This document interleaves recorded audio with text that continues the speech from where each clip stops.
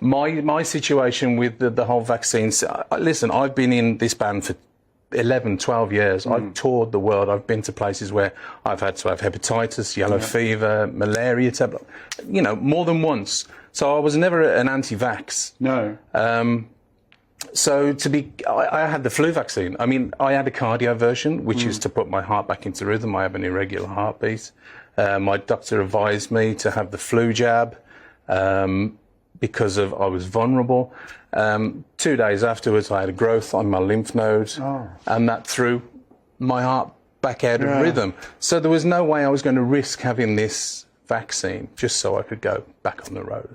This isn't quite the same as, you know, giving up some kinds of jobs. I mean, when you're on stage, there was a huge crowd in Rotterdam. Yeah. And when you're on stage singing those songs they all love, like Red, Red, Red Wine, do you miss it? Is there like a hole where that part of your life was? Of course you miss it. I was hired by Ali Campbell and the management to perform these songs. And listen, UB40, the legacy they have is phenomenal. And to be on stage with that and perform Red, Red Wine every night, knowing what's to come, was a privilege for me. And I do miss it.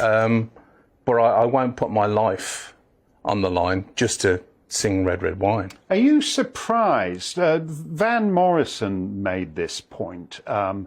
He was complaining at one point that the only other guy apart from him who was interested in getting the music business back to normal was Andrew Lloyd Webber.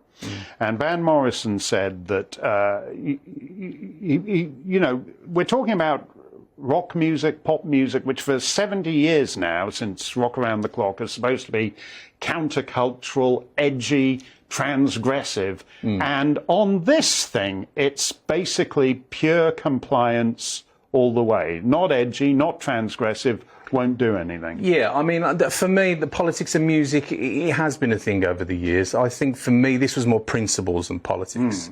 No, but I meant from the point of view of the music industry. The music industry. So we don't care whether you're post-thrash, metal, or whatever. You've all got to do things the same way. Absolutely, and it's a lot of musicians and bands that I thought would actually stand up to this as well. I can name you 5 bands on one hand that have actually stood up. The Freds, obviously, being one of them. They're good friends of mine.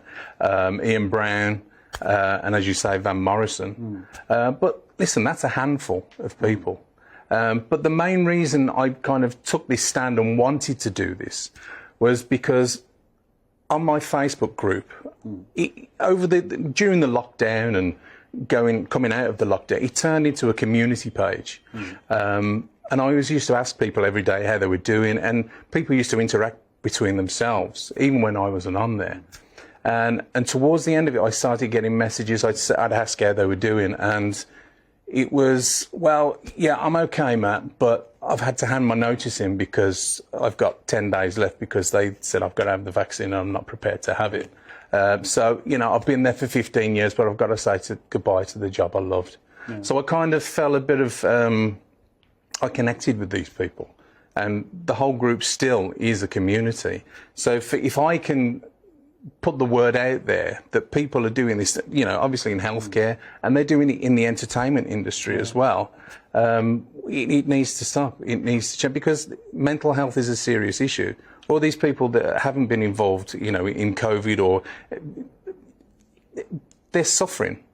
These people are suffering mental health. Once they've been fired, nobody knows what their life is like and what they're going through at home. You know? And people need to stand up for these people now. No, you're right.